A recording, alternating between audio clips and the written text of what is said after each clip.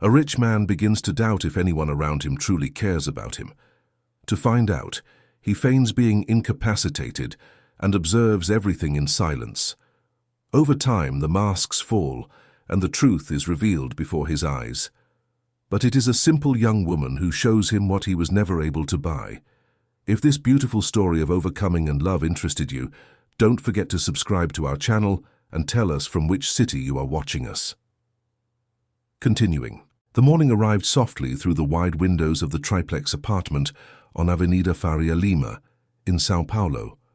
The sun, filtered by imported linen curtains, drew golden stripes across the Italian marble floor, creating a play of light that seemed rehearsed, too perfect to be casual.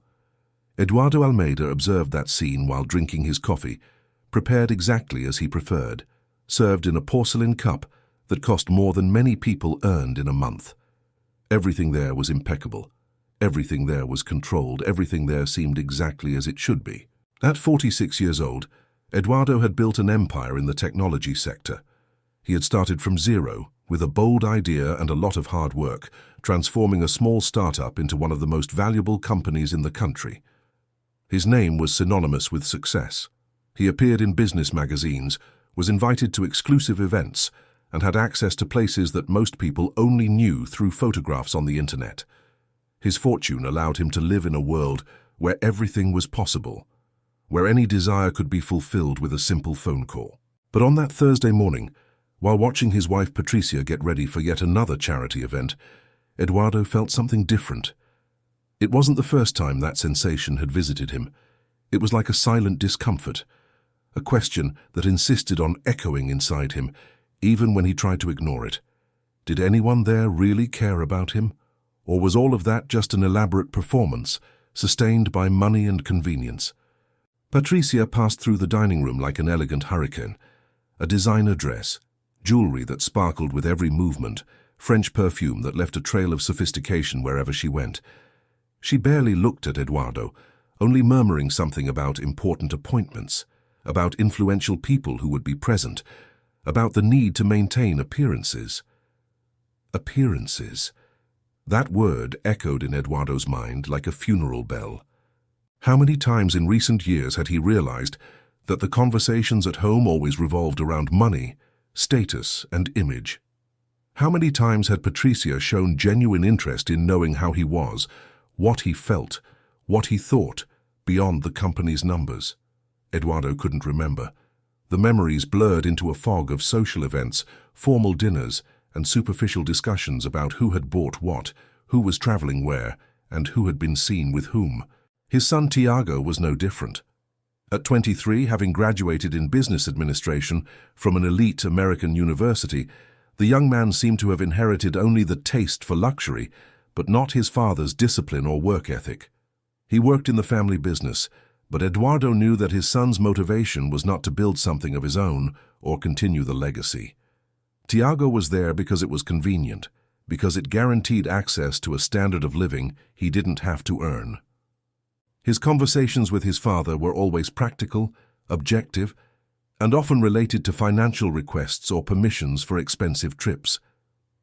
Eduardo finished his coffee and walked to his private office, a room lined in noble wood where he kept his most important documents and where he usually reflected on strategic decisions.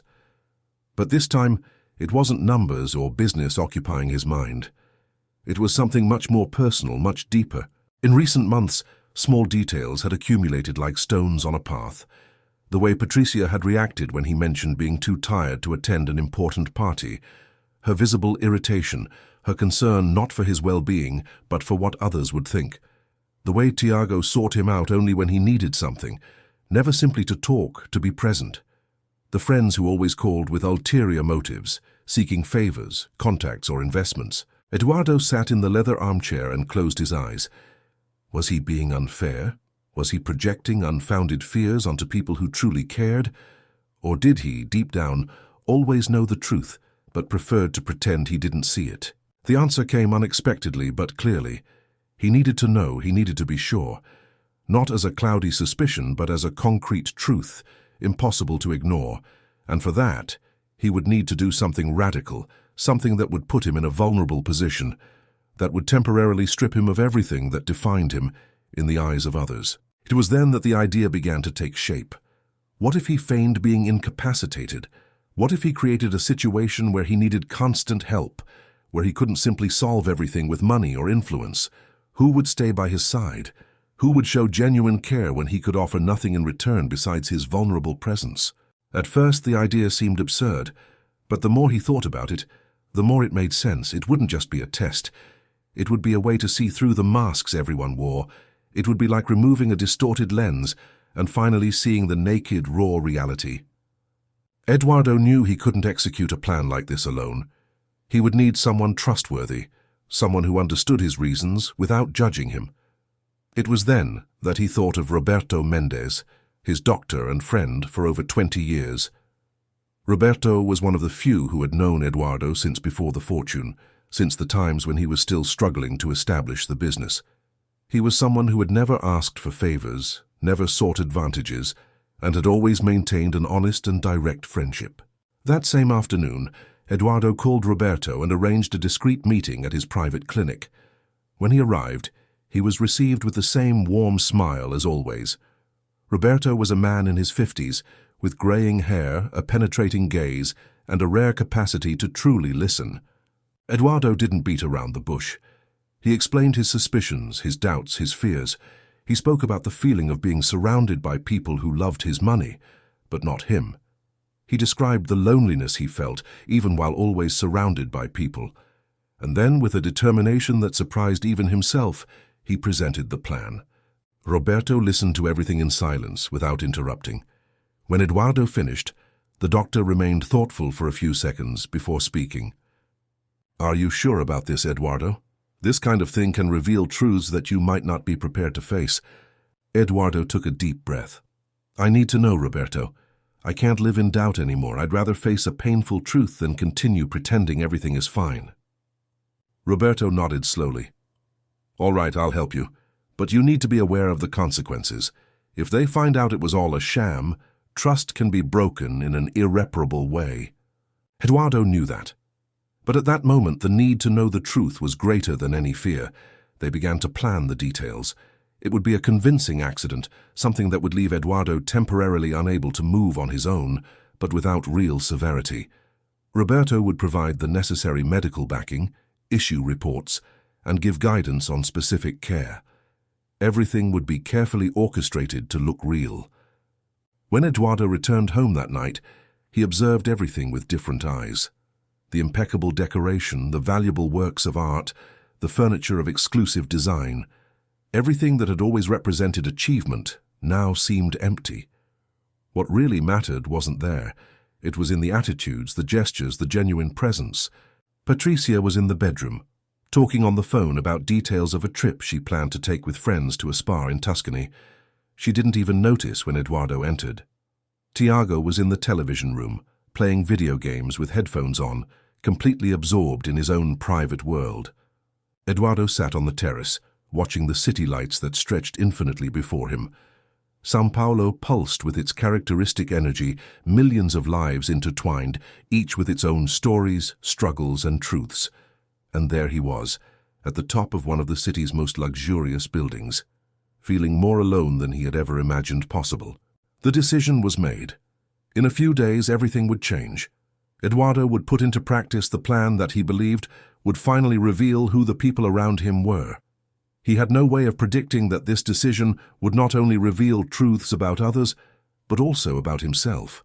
He didn't imagine that in the midst of the farce he was about to enact, he would find something absolutely real, something that would transform his life in a way he could never have anticipated. For now, as the night progressed and the city continued its frenetic pace below, Eduardo Almeida just observed and waited. The test was about to begin, and with it, a journey that would change everything. 3 days later, the plan was put into practice. Eduardo and Roberto had rehearsed every detail. It would be during a Saturday morning when the family was at home. Eduardo would go out for a morning run, something he did rarely, but which would not raise suspicions. Roberto would be on standby, ready to appear as the doctor who attended the emergency case. Everything happened exactly as planned. Eduardo left home before 7 in the morning, wearing running clothes. He walked to a nearby park, kept away from visible cameras, and waited for the agreed time. Then, Roberto arrived in his private car. Together, they went to the clinic where the doctor simulated emergency care, prepared the necessary documents, and applied an immobilization to Eduardo's right leg that looked absolutely real. The story would be simple and convincing. Eduardo would have tripped during his run, suffering a serious knee sprain that, according to Roberto, would require complete immobilization and absolute rest for at least 3 weeks. No walking without support, no physical effort. He would need help with practically everything.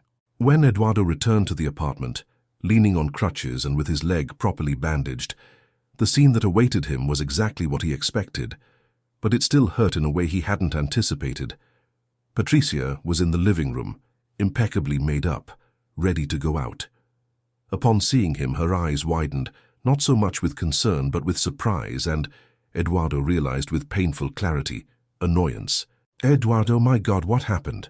Her voice had a tone of urgency, but it wasn't the urgency of someone who fears for another's well-being. It was the urgency of someone whose plans had been altered. "I had an accident during my run. I hurt my knee seriously. I'm going to need to be immobilized for a few weeks." Patricia put her hand to her mouth, but her eyes were already calculating. "A few weeks? But Eduardo, today is the lunch at the club with the Ferreiras. They are expecting us. It's important for maintaining contacts." Eduardo felt his stomach turn. He was there, hurt, needing help, and his wife's first concern was a social lunch. "It's not going to happen, Patricia. I can barely move." She sighed, visibly frustrated. "All right, I'll call and cancel. But this is a real nuisance, Eduardo, just now with so many important commitments." Tiago appeared from the kitchen, still in pajamas, with a cup of coffee in his hand. Seeing his father on crutches, his expression was one of pure inconvenience. "Seriously, Dad? Right now, when I was going to ask to borrow the car to travel with some friends to the beach." Eduardo looked at his son, hoping to see some trace of concern, some question about how he was feeling if he needed anything. Nothing, only the complaint about the car. "You're going to be okay, right?" Tiago asked, more as a formality than as genuine interest. "So about the car?" Eduardo felt a mixture of anger and sadness. "I won't be able to drive for weeks, Tiago. I think the car is the least of the problems right now." The young man rolled his eyes discreetly and went back to his room, murmuring something about bad luck. Roberto arrived shortly after, playing the role of the attentive doctor. He explained the situation to Patricia, handed over a list of necessary care and medical recommendations. The wife listened to everything with an increasingly tense expression. When Roberto mentioned that Eduardo would need constant help in the coming weeks, she interrupted. "Constant help? But I have a completely full schedule. I have the charity event on Tuesday, the committee meeting on Thursday, and next week I'm traveling to that spa in Italy with the girls. It's all been paid for and organized for months." Roberto maintained his professional composure. "Mrs. Almeida, your husband is going to need support. Someone needs to be available to help him with basic activities." Patricia bit her lip, clearly trying to find a solution that didn't involve altering her plans. "We can hire someone, can't we? A private nurse or something like that." Eduardo observed everything from that new vulnerable angle. Every word, every reaction, every priority being revealed with brutal clarity. His wife was not thinking about cancelling anything. She was thinking about how to outsource the care to continue her routine unaltered. It was then that someone knocked on the door. Patricia answered, still visibly irritated by the whole situation. It was Marina Silva, the young woman who had worked at the house for about 6 months, taking care of the cleaning and organization of the apartment. She was 28 years old, thin, of medium height with dark hair tied in a simple ponytail. Her brown eyes conveyed a serenity that completely contrasted with the tense atmosphere of the room. "Mrs. Patricia, sorry to interrupt. I heard about what happened to Mr. Eduardo. I'd like to know if there's anything I can do to help." Patricia looked at her as if she had just had a revelation. "Marina, I'm glad you appeared. Could you take care of Eduardo for a few weeks? Of course, you would be paid extra for it." Marina looked at Eduardo, who was on the sofa, and then at Roberto. "I don't have experience in medical care, but I can learn. If Mr. Eduardo accepts, I'm happy to help." There was something in her voice that caught Eduardo's attention. It wasn't the voice of someone who saw an opportunity for financial gain. It was the voice of someone genuinely willing to be useful. Roberto, sensing the situation, intervened. "I can teach the basic procedures. It's nothing too complicated. The most important thing is to ensure he takes his medications at the right times, help him move when necessary, and stay alert for any signs of complication." Marina nodded. "I can do that." And so, in an almost casual way, it was decided. Patricia showed visible relief at having solved the problem, without needing to alter her appointments. Tiago didn't even show up again to say goodbye when he left with friends shortly after. And Eduardo, there on the sofa, observed everything with a mixture of confirmed disappointment and curiosity about the young woman who had just volunteered. On that first night, after everyone had left or retired to their rooms, Marina returned to the living room. Eduardo was trying to get comfortable on the sofa, but the position was uncomfortable, and he couldn't find a way to get up without help. "Mr. Eduardo, do you need help?" Marina asked, approaching with light steps. He hesitated. He didn't want to seem weak, but the reality was that he was truly incapacitated. "I need to go to the bedroom, but I can't go up the stairs alone." Marina observed the stairs leading to the second floor of the triplex, and then looked at Eduardo. "Let's take it easy. Dr. Roberto taught me how to help you support yourself. Can I try?" There was a patience in her voice that surprised Eduardo. He nodded. Together, slowly, they made their way to the bedroom. Marina positioned herself to support part of his weight, allowing him to use the crutches more safely. When they reached the bedroom, she helped him sit on the bed. "Do you need anything else before sleeping? Water or medicine, adjusting the pillows?" Eduardo looked at that young woman who, until then, had been practically invisible in the house. Someone who passed by, cleaned, organized, and left without anyone really noticing her. And now there she was, willing to stay, to help, without anyone having asked, without there being any real obligation. "I'm fine, thank you. You can rest. It's late." Marina smiled gently. "I'll stay in the living room in case you need anything during the night. Anything at all, just call me." Eduardo was going to protest, to say it wasn't necessary, but she had already left. Lying in bed, looking at the high ceiling of the luxurious room, Eduardo felt something strange. For the first time in a long time, he didn't feel completely alone. And the irony did not go unnoticed. It wasn't his wife or his son who brought him this comfort. It was someone who gained that space through a spontaneous gesture of humanity. Outside, Marina settled on the living room sofa with a light blanket. She checked if she had Dr. Roberto's phone number handy, in case of an emergency. She checked the list of medications and times, and then she simply stayed there, awake, alert, present. She didn't know that would be the first of many nights in which her presence would become fundamental. She didn't imagine that, by choosing to stay, she was starting something that would change not only Eduardo's life, but also her own. For now, it was just a simple choice, born of empathy. But sometimes it is precisely the simplest choices that carry the deepest consequences. The days that followed established a routine that Eduardo had never imagined experiencing. He woke up early, not by the automatic alarm clock that called him to meetings and appointments, but by the silent presence of Marina, who always arrived before 7 in the morning. She brought with her a different energy, not the frenetic haste that dominated that house, but an organized serenity, as if every gesture was thought out to bring comfort.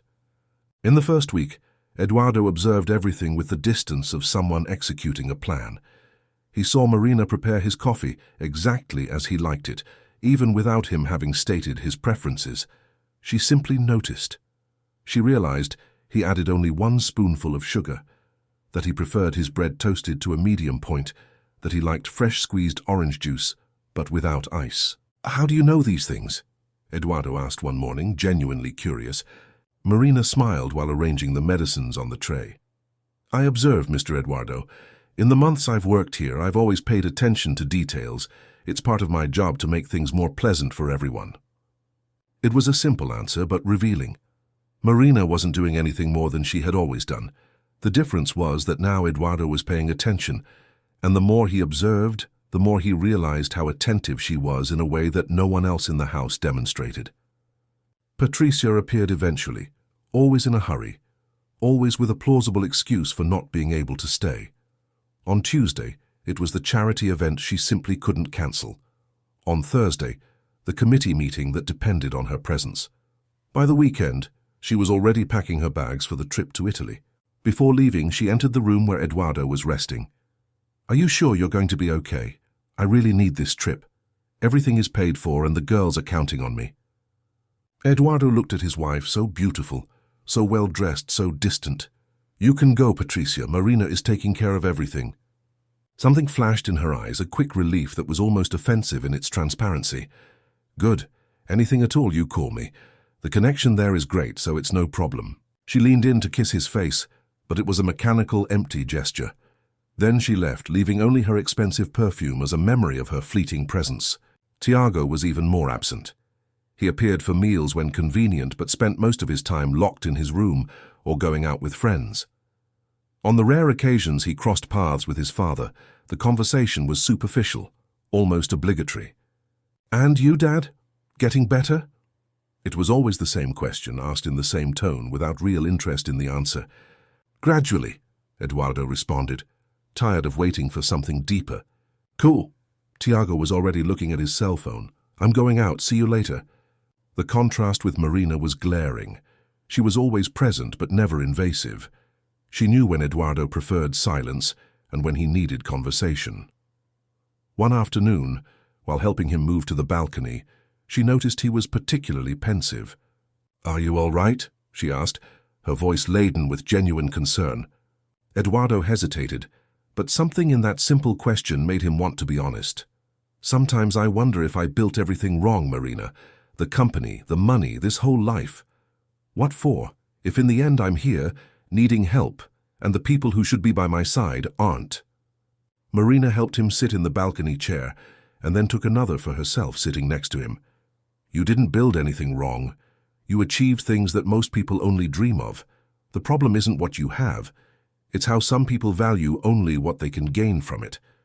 It was a simple but profound observation. Eduardo looked at her with renewed attention. "You are very wise for someone so young." Marina smiled sadly. "I'm not wise, Mr. Eduardo. I just came from a place where people don't have the luxury of pretending. When you have little, you learn quickly to value what is real." This conversation opened a door. In the following days, Eduardo began to ask questions. He discovered that Marina came from a small town in the interior of Minas Gerais. She had moved to São Paulo 3 years ago, alone, leaving behind family and friends, seeking better opportunities. She worked during the day and studied at night, pursuing a nursing degree at a public college. "Why nursing?" Eduardo asked, genuinely interested. "Because I want to help people," Marina replied with a simplicity that touched something inside him. "My mother got sick when I was a teenager. We had a lot of difficulty because we didn't have resources for good treatment. I saw how the lack of proper care can change someone's destiny. I decided I wanted to make a difference in that." Eduardo felt something tighten in his chest. There was someone who, having so little, chose to dedicate her life to caring for others, while people around him, having everything, only thought about accumulating more. "Are you managing to balance work and studies?" Marina shrugged. "It's hard. Sometimes I sleep little, sometimes I don't sleep at all. But it's temporary. When I graduate, I'll be able to help more people, maybe even my own family." Eduardo realized something important at that moment. Marina was there taking care of him after working all day, when she should have been resting or studying. And she did it without complaining, without expecting extraordinary recognition, without calculating how much it would benefit her. One afternoon, while Marina was helping him do the exercises recommended by Roberto to maintain mobility, Eduardo noticed she had an anatomy book in her bag. "Did you bring that to study here?" She was slightly embarrassed. "Sorry, Mr. Eduardo. I know I should be focused only on my work, but between one medication time and another, I thought I'd take the opportunity to review some concepts." Eduardo felt a wave of guilt.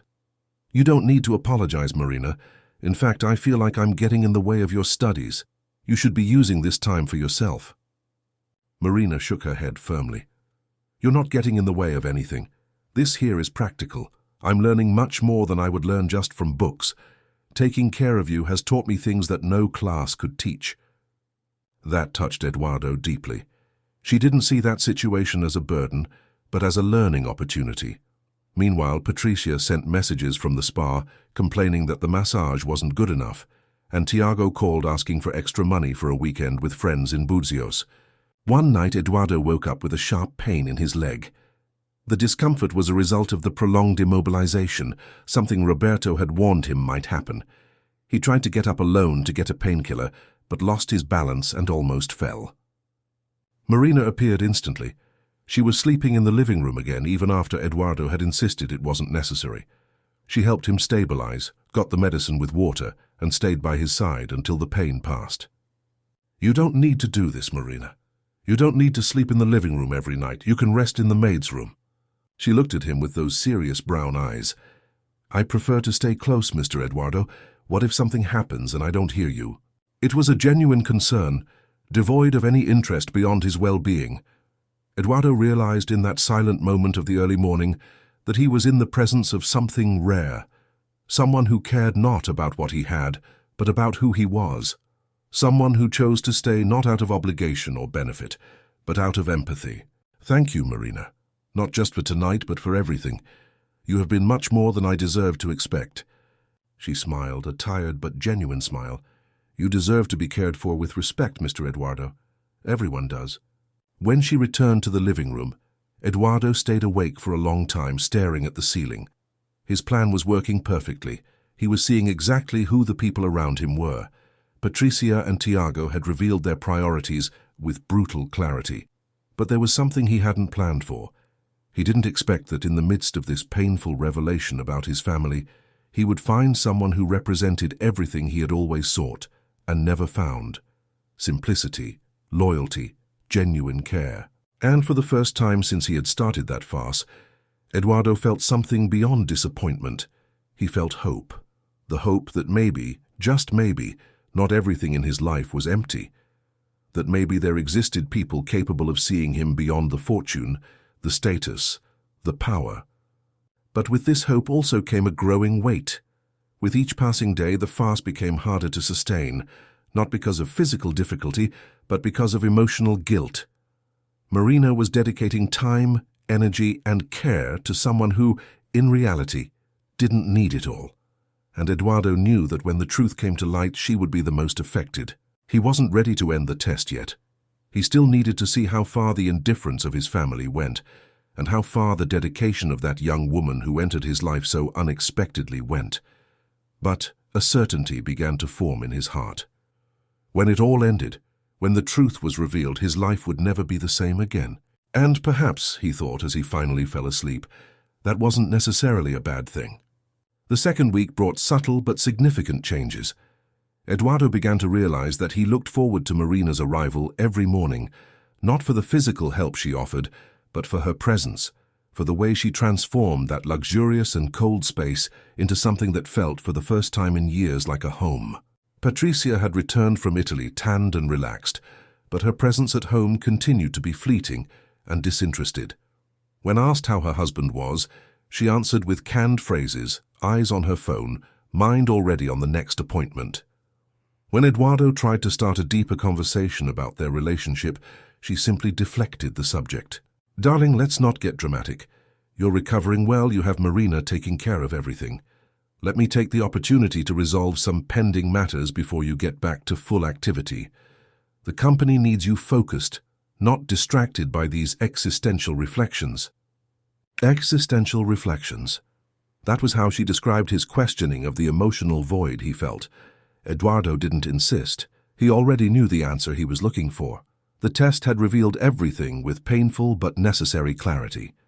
It was on a Thursday afternoon that everything changed irreversibly. Eduardo was on the balcony, enjoying the soft, late-afternoon sun, when he heard Marina on the phone in the living room. She was speaking low, but her tone was of evident concern. "Mom, I know, I promise I'll send the money this month.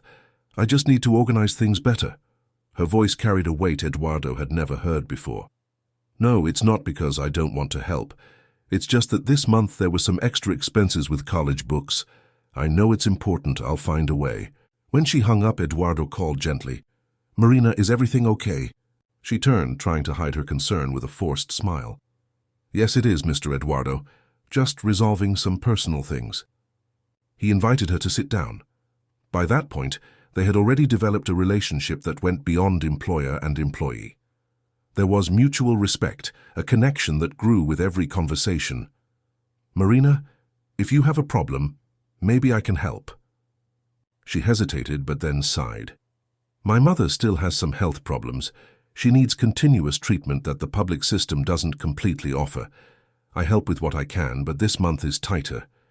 Eduardo felt something tighten in his chest. How much do you need? Marina's eyes widened. No, Mr. Eduardo, I'm not asking for money. I was just venting. I know you're not asking, but I can help. She shook her head firmly. Thank you very much, but I can't accept. I'm already earning extra for taking care of you. It wouldn't be right. It was exactly this that made Marina so different. She had a real problem, a concrete need, and yet she refused help because her principles didn't allow her to take advantage of the situation. How many people did Eduardo know who would do the same? That night after Marina had left, Eduardo called Roberto. I need to talk to you, it's urgent. They met the next day at a discreet cafe far from Eduardo's social circuit. Roberto listened to everything in silence. The discoveries about Patricia and Tiago, Marina's dedication, the confusing feelings that were starting to emerge. Eduardo, do you realize what's happening? Roberto asked carefully. What do you mean? You started this test to find out who cares about you, and you found out. But you also discovered something you didn't expect. You are developing feelings for this young woman. Eduardo remained silent. Was it true? Did what he felt for Marina go beyond gratitude and admiration? When he thought of her, he felt something different than what he had felt for anyone in a long time. A desire to protect her, to make her life easier, to see her smile. Not out of obligation, but because he genuinely wanted her well-being. Even if it's true, Roberto, it doesn't change the fact that I built all of this on a lie. She is taking care of me believing I need it. When she finds out the truth, she'll hate me. Roberto took a sip of his coffee before responding. Then maybe it's time to end this. The more time passes, the harder it will be. Eduardo knew his friend was right. But the idea of revealing everything, of seeing the disappointment in Marina's eyes, was almost unbearable. He decided to give it a few more days, to observe, to better understand his own feelings, to be sure of what really mattered. On Saturday, Tiago appeared for lunch at home, a rare occurrence. During the meal, which Marina served with her usual discreet efficiency, the young man finally showed some interest. Dad, you're getting better fast. Soon you'll be able to go back to work, right? Eduardo noticed the tone. It wasn't concern for his health, it was interest in his return to the command of the company. Gradually, Tiago. Why? The son exchanged a quick glance with Patricia before continuing. I was just thinking that since you're away, maybe you could give me more responsibilities in the company. Take over some larger projects. Do you feel prepared for that? Eduardo asked, knowing the answer. Sure. I finished college. I've been working there for a while. I think it's time to have a more relevant role. Eduardo looked at his son, seeing in him not healthy ambition, but a sense of entitlement. Tiago didn't want responsibilities because he desired to build something. He wanted them because he thought he deserved them, simply for being the owner's son. Let's talk about that when I'm recovered, Eduardo replied diplomatically. Tiago seemed satisfied and returned his attention to his cell phone. After lunch, he left again, leaving Eduardo and Marina alone. Your son seems anxious to take on more at the company, Marina commented while collecting the dishes. Anxious for the responsibilities or for the benefits? Eduardo asked rhetorically. Marina smiled with understanding.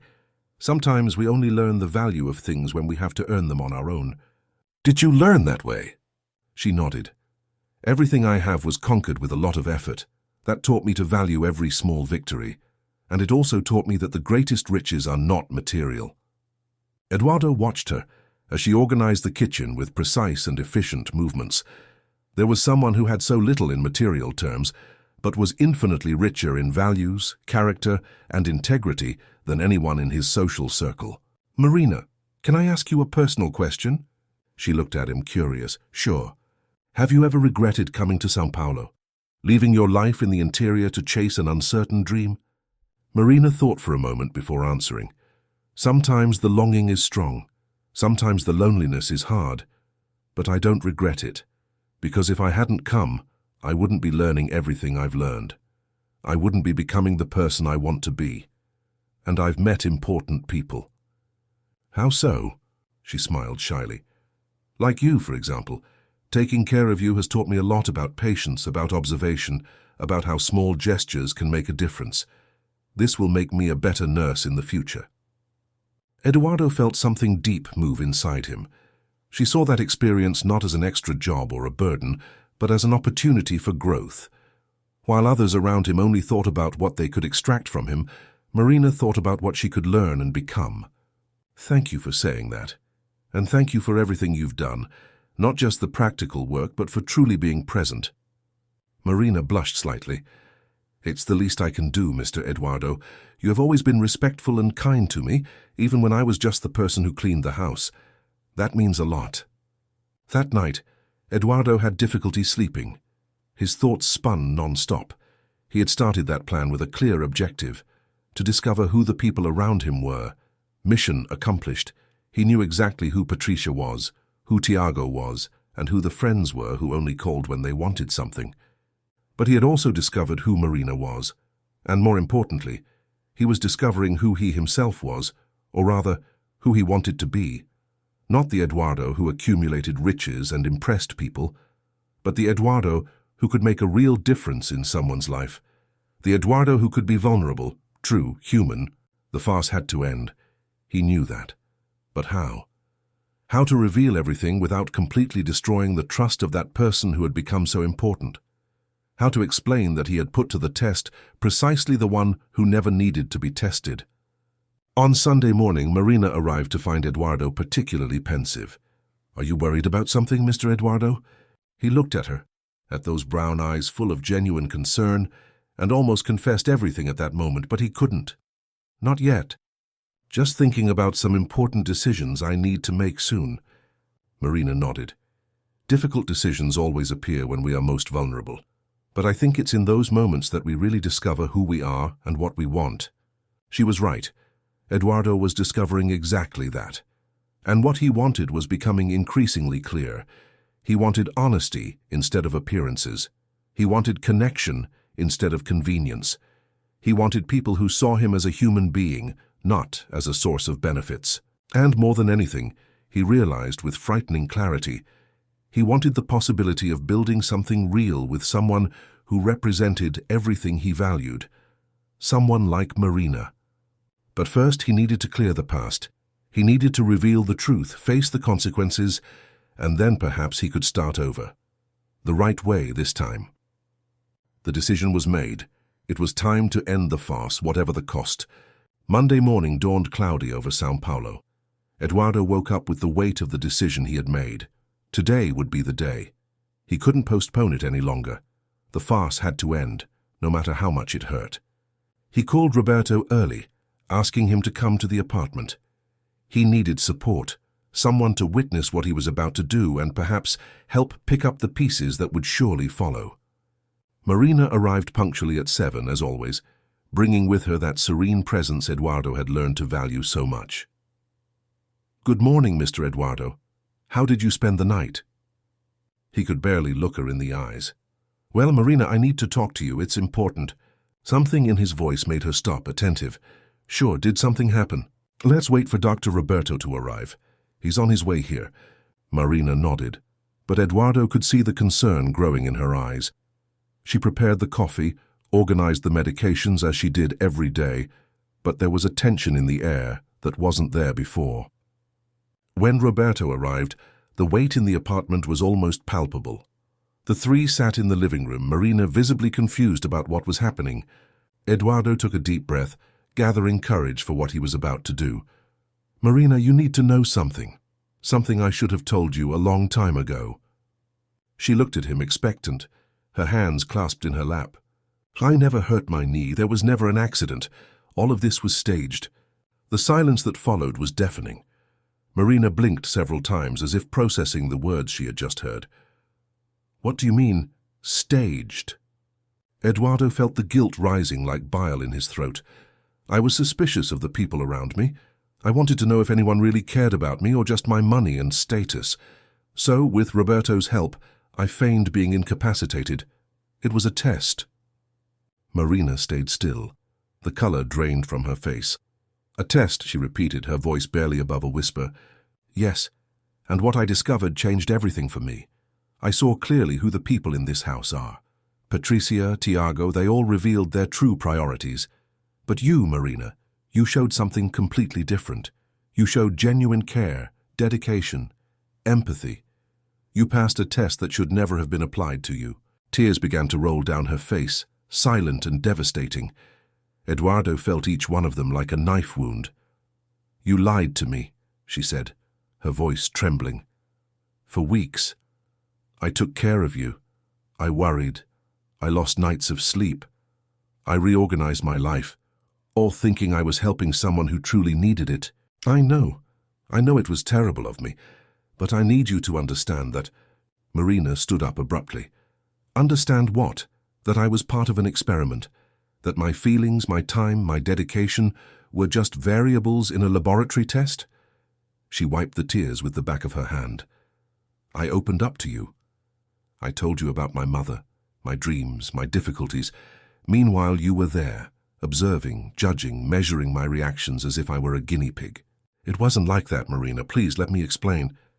You don't need to explain anything, Mr. Eduardo. It's very clear. Her voice had a new firmness, a wounded but unshakable dignity. You are rich enough to buy almost anything, but you can't buy the time I dedicated. You can't undo the genuine concern I felt. You can't erase the fact that I trusted you. Roberto tried to intervene. Marina, I know how it looks, but... She turned to the doctor. With all respect, Dr. Roberto, you also participated in this. You also lied. She looked at the two men with an expression that mixed disappointment and sadness. I came from a place where people are poor, but honest, where relationships are true because there is no luxury of pretending. I thought it would be different here. I thought I had finally found a place where I could make a difference. You did make a difference, Eduardo said, standing up with difficulty, momentarily forgetting he no longer needed to pretend. You made all the difference. You showed me what really matters. You made me realize I was living surrounded by falsehood. And the solution you found was to create more falsehood. Her logic turned back on him like a sharp blade. Eduardo had no answer for that. She was completely right. Marina grabbed her bag. I'm leaving. I can't continue working here, not after this. Marina, please, wait. Eduardo followed her to the door, the farce completely forgotten. I was an idiot, I know, but you can't leave like this. She stopped at the door but didn't turn around. You got what you wanted, Mr. Eduardo. You discovered who the people around you are. Now you're going to have to deal with what you discovered about yourself. And then she was gone, leaving only the echo of her footsteps and a void that Eduardo had never felt before, not even in the loneliest moments of his life. Roberto placed his hand on his friend's shoulder. Eduardo, I'm sorry. Eduardo sank onto the sofa, his head in his hands. What have I done, Roberto? What have I done? Before Roberto could answer, Patricia entered the room, having just arrived from another of her morning appointments. What's going on here? Where's Marina? I heard raised voices. Eduardo looked at his wife. The farce is over, Patricia. Farce? She frowned. What are you talking about? I never hurt my knee. It was all a test to find out who really cares about me. Patricia's expression went through several phases. Confusion, incredulity, and then surprisingly anger. You faked it? All this time? Yes. And you made me cancel appointments, worry, reorganize my schedule because of a sham. Eduardo almost laughed at the irony. Her concern wasn't with the fact that he had lied or the reasons behind it. It was with the inconvenience he had caused. You didn't even cancel anything, Patricia.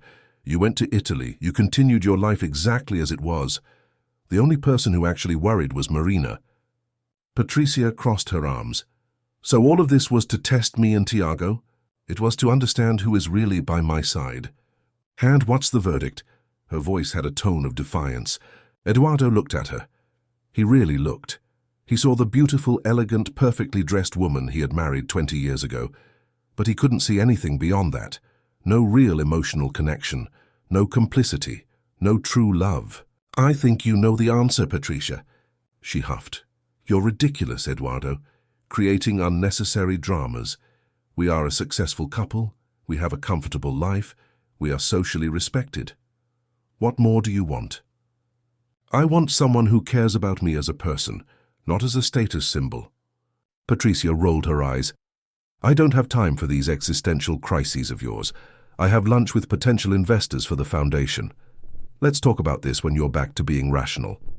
She left, leaving a trail of expensive perfume and indifference. Tiago appeared shortly after, attracted by the movement.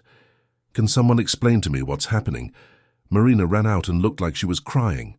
Your father told her that the knee injury was faked, Roberto explained. Tiago looked at Eduardo, processing it. You were faking, but why? To find out who really cares about me in this family. The young man was silent for a moment and then shrugged. Man, that's crazy. Well, at least now you can go back to work and we can move forward with those projects I mentioned. Eduardo looked at his son with a mixture of disappointment and final clarity. Tiago, you didn't even notice, did you? You didn't even understand what's really happening here. The young man seemed genuinely confused. Notice what? Eduardo shook his head. Never mind, go enjoy your day. When Tiago left, Eduardo turned to Roberto. I lost the only person who really cared, because of my selfishness, my need to prove something that was already obvious. Maybe it can still be fixed. How, Roberto? How do I fix a breach of trust of this magnitude? The doctor sighed. I don't know, my friend, but I know that if you don't try, you'll regret it for the rest of your life. Eduardo spent the rest of the day in a state of stupor. He tried calling Marina several times, but she didn't answer. He thought about going to her house, but realized it would be invasive, disrespectful. She had every right to process what had happened, to stay away from him. At night, alone in the emotionally empty apartment, Eduardo looked around. Everything was luxurious, expensive, impressive, and completely meaningless. The test had revealed truths he already suspected, but it had also revealed a truth he hadn't expected, that the only wealth that really mattered he had just lost, and he didn't know if he would be able to recover it. The days that followed were the longest of Eduardo's life. He tried to dive into work, to return to the frenetic routine that had always defined him. But something fundamental had changed. The meetings seemed empty. The numbers on the screen didn't bring the satisfaction from before. Everything seemed to lose meaning when compared to the void he felt. Patricia continued her life as if nothing had happened. Perhaps for her, nothing really had happened. Her days followed the same pattern. Events, lunches, social commitments. The conversations between them became even more superficial, if that was even possible. Both knew that something had broken definitively, but neither of them had the energy or interest to confront that truth head-on. Tiago also remained unchanged. He continued attending the company without real involvement, spending money without thinking, living a life of privilege without purpose. Eduardo looked at his son and saw a distorted mirror of himself, or rather, of who he used to be. Someone who had everything but valued nothing. But Marina was different. Her absence was felt in every corner of that apartment. Eduardo noticed it in the small details, the coffee that never turned out just right, the organization that always seemed a bit misaligned, the lack of that serene presence that, without him realizing it, had become fundamental. He didn't try to contact her immediately. He knew he needed to give her time and space, but he also knew he couldn't simply accept that ending, not after finally understanding what really mattered. It was Roberto who 2 weeks later brought news. Eduardo, I found out where Marina is living, and I also found out she's going through a difficult time. Eduardo's heart raced. What happened? Her mother got worse. She needed an emergency hospitalization. Marina is trying to balance work at a new job with hospital visits and the costs of the treatment. She's spreading herself thin. Eduardo felt his chest tighten. I need to do something. But Roberto placed his hand on his shoulder. You need to do the right thing, not out of guilt, not to ease your conscience, but because you really care. Eduardo spent the entire night thinking. Then he made a decision. It wouldn't be with words that he would fix what he had broken. It would be with actions. The next day he sought out the best specialists in São Paulo for Marina's mother's condition. He organized a complete consultation, a comprehensive treatment plan, and ensured all costs were covered. But he did it all anonymously. Marina couldn't know it came from him, not yet. He found out which college Marina attended, and through a company contact, established a full scholarship in her name, including aid for textbooks and transportation. Again, all anonymously. And then, he did something that surprised even Roberto. He sold the triplex apartment on Faria Lima, that status symbol he had always displayed with pride. He bought something smaller, simpler, more human. He used a significant portion of the money to create a real foundation, not the front organizations Patricia frequented. A foundation focused on helping low-income young people pursue nursing, with full scholarships and complete support. Patricia was furious. "Have you gone mad, Eduardo, selling our apartment? What will people think?" "I don't care what people think anymore, Patricia. I care about making a real difference." She looked at him as if she was seeing a stranger. Perhaps she was. "I think we'd better talk to lawyers. This clearly isn't working." "I agree," Eduardo replied calmly. It was time to end that marriage that had long been just for show. A month later, Eduardo finally gathered the courage to look for Marina. He found out where she worked now, a private clinic that offered home care. He waited outside until the end of her shift. When Marina came out, the afternoon sun created a golden halo in her hair. She looked tired, but there was something different in her posture, a strength, a determination that made her even more beautiful in his eyes. "Marina," he called her softly. She stopped, surprised. "Mr. Eduardo, can we talk, please, just a few minutes?" Marina hesitated, but then nodded. They went to a nearby square, sitting on a bench under the shade of a flowering pinera tree. "I came to apologize," Eduardo began. "I don't expect you to forgive me. What I did was unforgivable, but I need you to know that that test, however misguided it was, taught me something fundamental. It taught me that I spent my whole life seeking the wrong things." Marina looked at him in silence, waiting for him to continue. "You showed me, without even trying, what really matters. Genuine dedication, empathy, true care. And I, in my arrogance, turned that into an experiment." He took a deep breath. "I'm changing my life, not to impress anyone or compensate for what I did, but because I finally understood that I want to be a better person, the person you deserve to know." "It's too late for that, Mr. Eduardo." Her voice was soft but firm. "You broke my trust in a way that I don't know if it can be repaired." "I know, and I accept that. But I want you to know that even if you never forgive me, I'm grateful. Grateful for having shown me a different way of living, a more human way." Marina was silent for a long moment. Then something softened in her expression. "I heard that my mother received help from an organization. Full treatment, no cost. Was it you?" Eduardo neither confirmed nor denied. She continued. "And the college scholarship that appeared out of nowhere, was that you too?" "I didn't do anything expecting your forgiveness or gratitude," Eduardo said honestly. "I did it because it was right, because I want to use what I have to make a real difference in people's lives, starting with the one who showed me the way."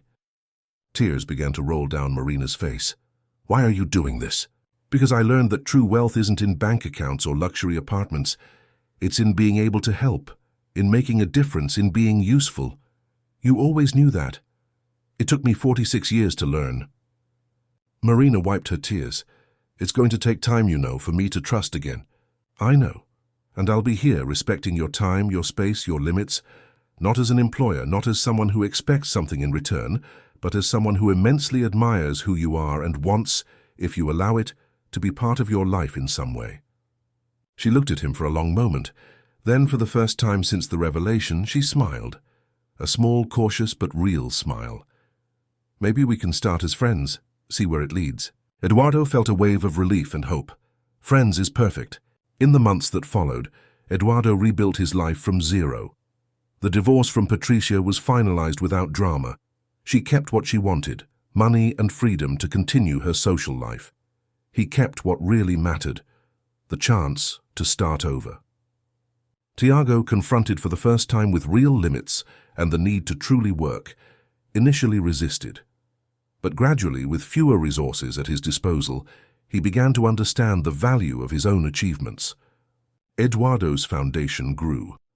Dozens of young people now had access to education in nursing and other health fields, and Marina, having graduated with honors, became one of the volunteer instructors, teaching new students about the importance of empathy and genuine care. Eduardo and Marina built slowly a friendship based on honesty and mutual respect. He learned to value the small moments, simple conversations in modest coffee shops, walks in public parks, meetings that cost nothing but were worth everything. One afternoon, almost a year after that conversation in the square, Marina invited him to meet her mother, who had recovered completely. The lady embraced Eduardo with a tenderness that made him remember what he had long forgotten, the warmth of a real family.